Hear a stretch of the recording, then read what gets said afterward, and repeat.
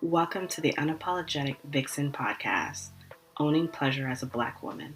I'm Natasha, a licensed sex therapist and certified sex and intimacy coach, on a mission to empower Black women to choose a life of pleasure, not just today, but every day. There is nothing more powerful than a Black woman that authentically owns her pleasure and sensuality. So sit back, relax, and enjoy the gems.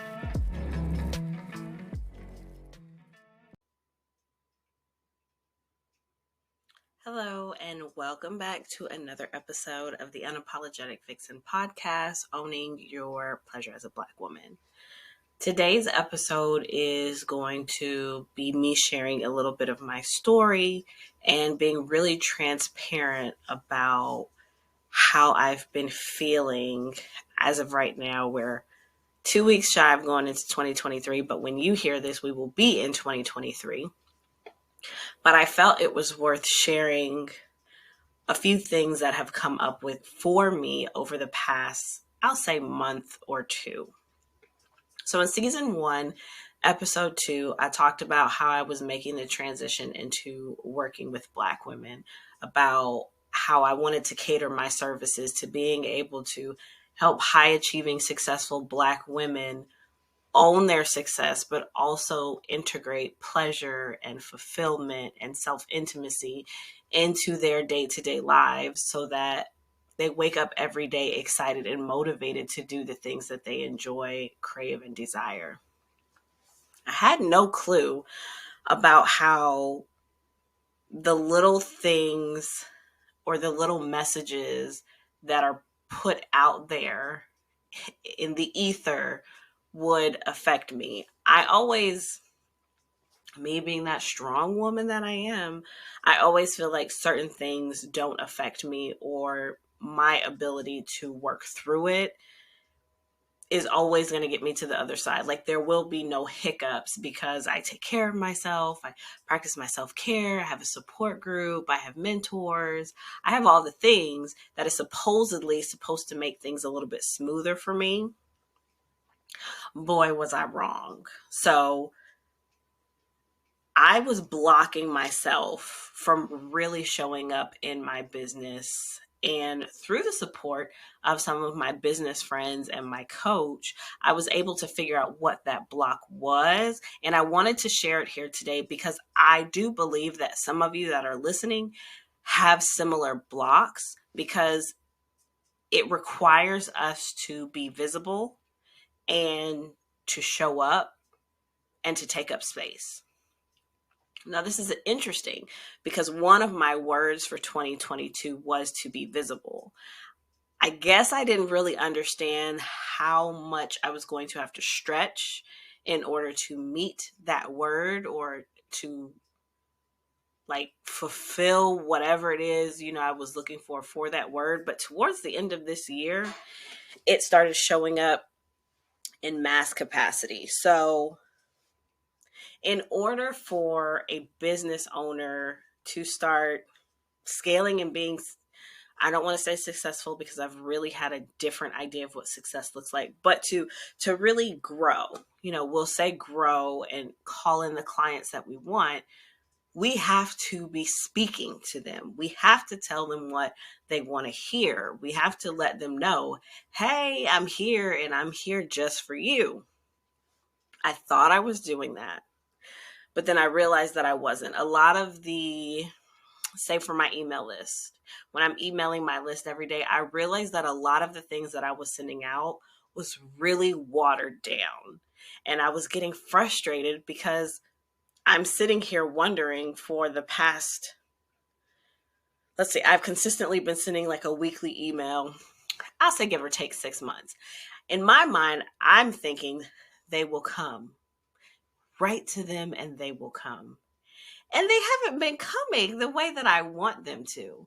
But when I realized that I was sending out this really surface, watered down version of what I wanted to say, I had to tap into that. I had to really sit with, why am I not saying what I want to say? Like, when you come to this podcast and you listen to me talk and you listen to me engage with some of my guests and the things that I share, these are not necessarily the words that I am writing and sending out every week. And yes, there is a discrepancy. And the discrepancy was the fact that I was scared. I won't say was, I'm still scared of being visible. I am scared of taking up space. I am scared of the confrontation that comes with owning the fact that I want to hold space for Black women. I want Black women to feel safe and be able to come and take off their mask and be their true authentic self, someone that they really don't get to be on a day-to-day basis.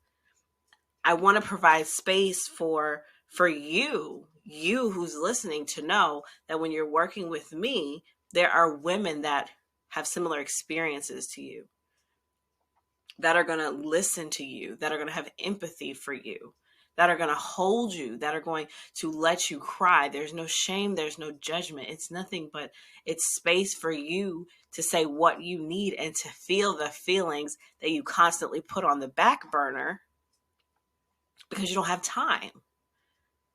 Everyone needs something from you. So when would you possibly have the time to cry, to scream, to think, to daydream, to be? So as much as that sounds amazing, and when I close my eyes, I can see this space. I can see it clearly. When I work one-on-one with my clients throughout the week and we're talking and we're digging and they're having these amazing transformations and these aha moments, I feel my best. I feel my best. But when it comes to yelling it from the rooftops, there's a block. There's a voice in my head that says, now you know, if you do this, there are a lot of people that are going to be upset.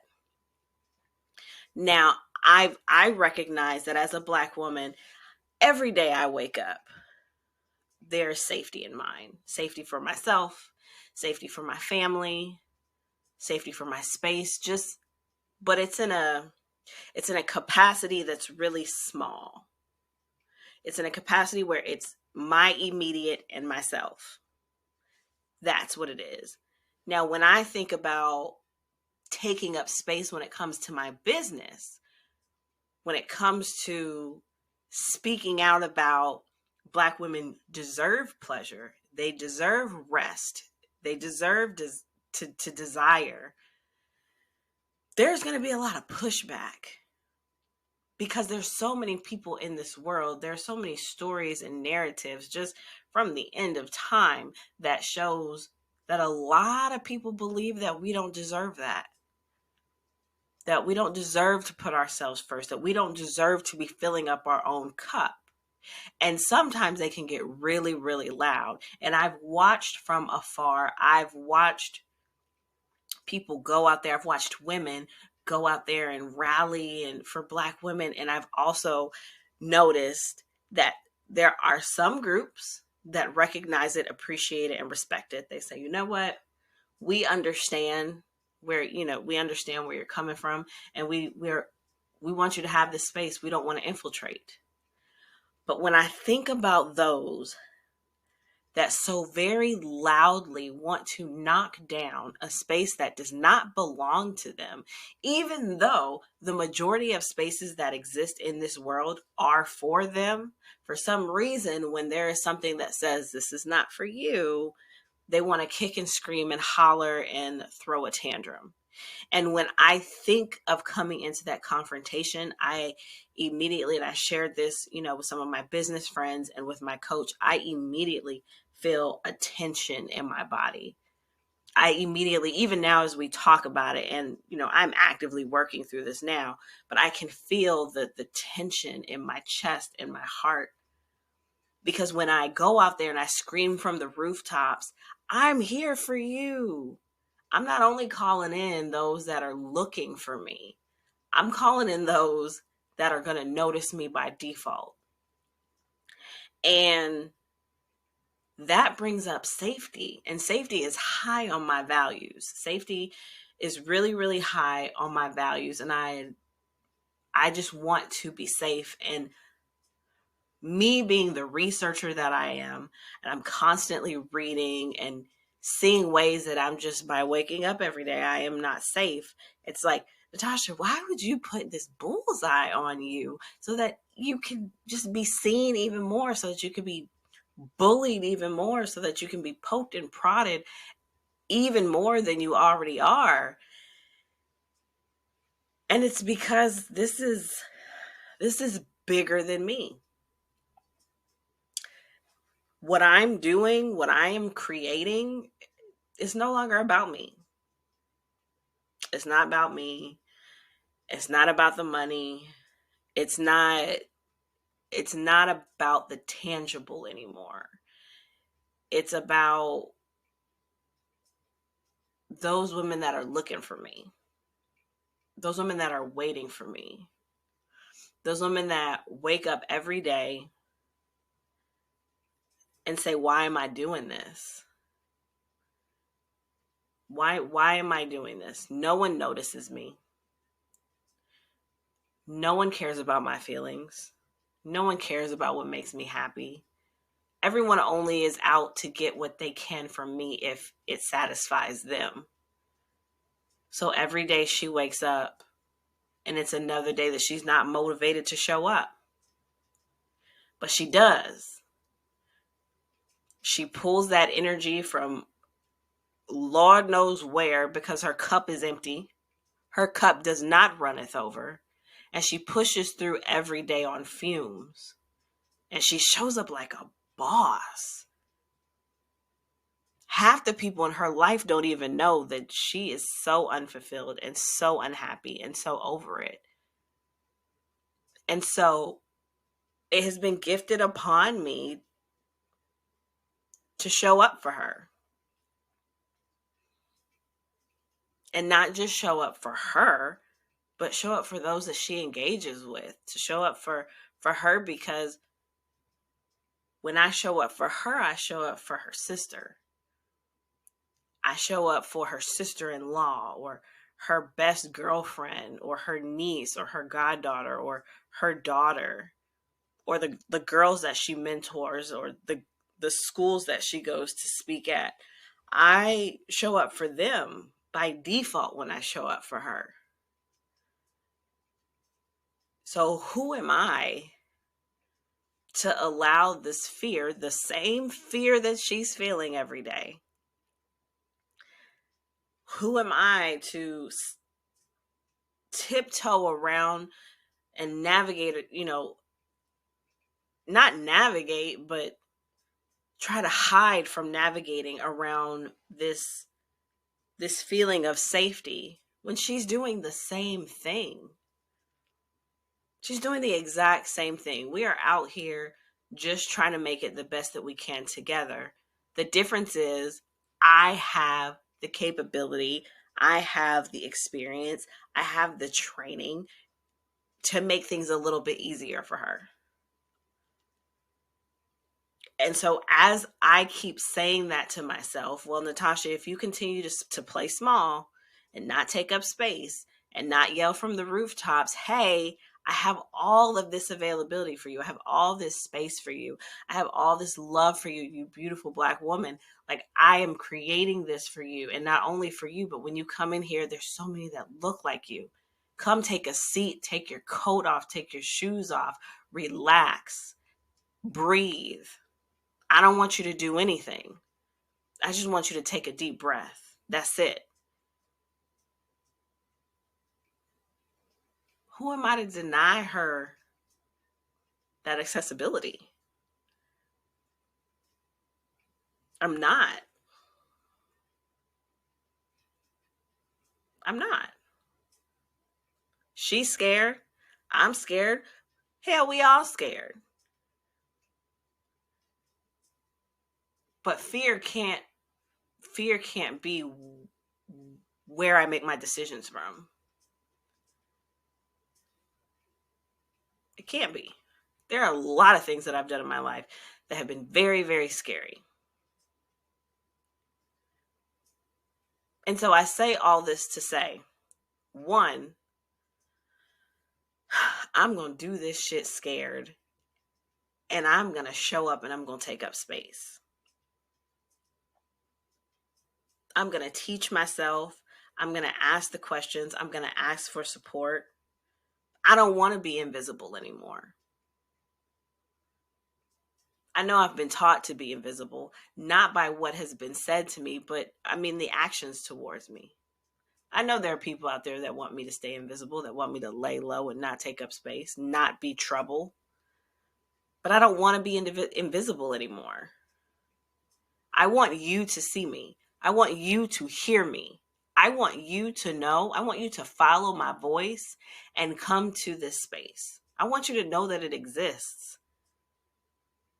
I want this to reach far and wide. I don't care about anybody else's comfort anymore. I don't care about anybody else's comfort anymore. My focus is on being a part of this healing collective for Black women. That is my focus. That is my mission. And it's happening. I'm watching it happen in front of me, and I want to be a part of it. I want to be the reason why you wake up in the morning excited. I want to be the reason why you find things to giggle about, things to belly aching laugh about. I want to be the reason why you decide to get creative. I want to be the reason why you decide to take the day off and go to the park and swing on the swings, or go roller skating, or do cartwheels, or play tag in the yard with your kids, to run off for the day with your girlfriend and go one state over. I want to be the reason for that. Because what I know is, if no one tells you to do it, you're not going to allow yourself to do it, because there's so many people telling you not to. There's so many reasons not to live a life like that and continue in the autopilot of, why am I doing this? The minute your alarm goes off and your eyes open and it's like, oh God, I got to do this again. I don't want to do this again. And I remember that feeling. I remember it. Oh, I remember it. I remember working a job that I absolutely hated, and I would sit on the side of my bed and I would cry. I would cry, and my partner would be like, what's going on? I was like, I don't want to do this. I don't want to do this. I have a client now who's going through the exact same thing, and she's trying to figure out, what is the point of it all? What is the point of it all if every day I wake up and this is what I wake up to? This is what my day-to-day looks like. There's a different option. But I also know that you're not going to take those steps by yourself. You know you're not going to take those steps by yourself. And so that is why I have to do it despite being scared. That's why I show up on this microphone. Because I could agonize and take notes and research about what it is that I want to talk about every week for this podcast and never show up to the mic. Never press record. I don't want to do that anymore. I don't want to do it anymore. So I am making the decision that in my new year, I'm going to take up space.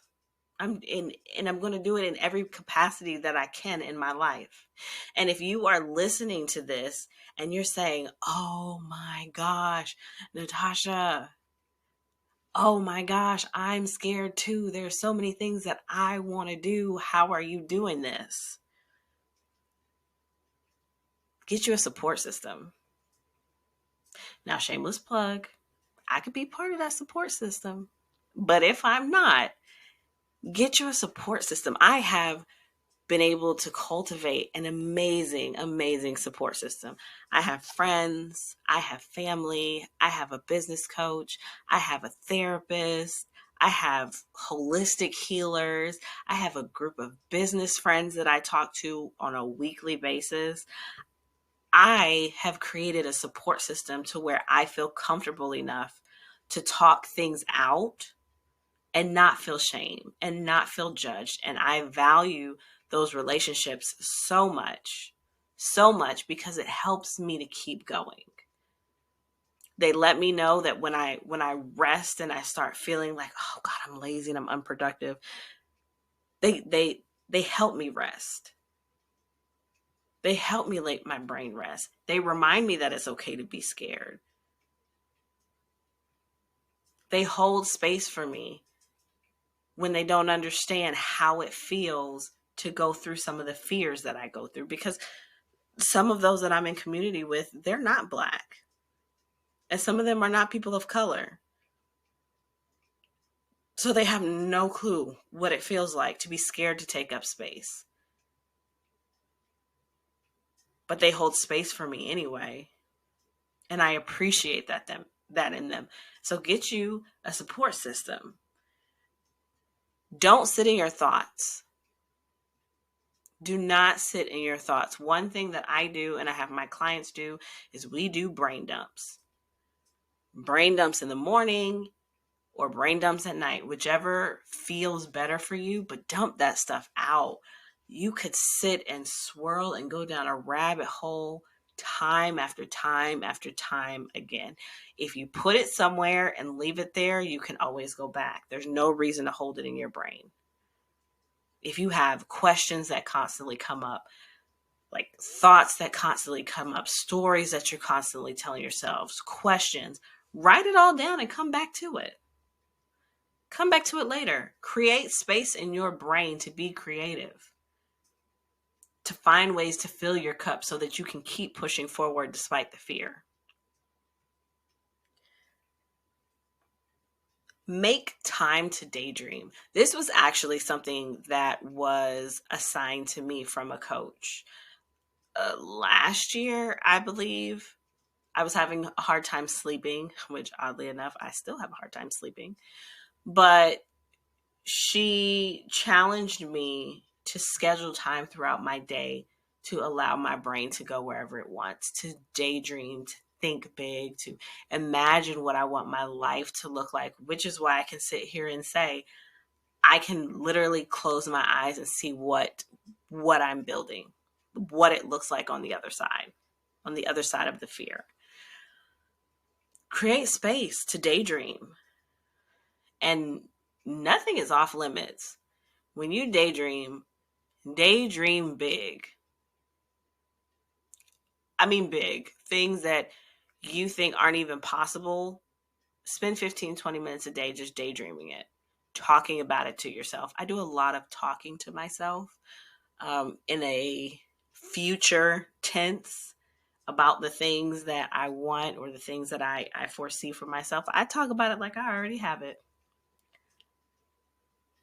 So these are just a few things to do if you're paralyzed by fear, if you feel blocks about something that's important to you or how you should be showing up in your life. I'm not immune to it. And I want you to know that you can still do the damn thing and be scared as shit to do it. You just have to make the conscious decision and start taking the tiny baby steps to go in that direction. For me, I was stagnant. For me, I was standing still. It was like fight, flight, or freeze. I froze. And then my brain kept trying to figure out, why are we not moving? Why are we not moving? Why are we not moving? There's so much we want to do. Why are we not moving? And now that I've gotten to the bottom of it with some support and some help, I don't feel frozen anymore. Now I feel like, with all of my palpitating heart, I'm going to move forward anyway. So I hope you enjoyed this episode. I hope that it was helpful. I hope that you take something away from it for your personal life, for your personal journey. Thank you for being here, and we'll do it again next week. Bye. Thank you so much for listening to today's episode. But before you go, I'd love to invite you to share with me what's coming up. What are some breakthroughs or discoveries you experienced after listening to this episode? I would love to hear. If you're wanting to share that with me, and if you are wanting support to work through those things, you can go ahead and fill out the application in the show notes. You can fill out this application so that I can get to know a little bit more about you, what's coming up, and then my team and I will reach out to you. We'll respond within 24 to 48 hours if it makes sense for us to set up time, because I would love to see how I can support you in having these breakthroughs and really transitioning your life into more pleasure. Until next time. Thank you for listening to the Unapologetic Vixen podcast, Owning Pleasure as a Black Woman. If you enjoyed this episode, leave a comment, and share with someone you know could use the space. If you're ready to tap into your pleasure, join the Virtual Vixen Suite. It's a safe space for Black women to gain support and empowerment as they access pleasure, intimacy, and satisfying sex every day. And remember, pleasure is your right, boo.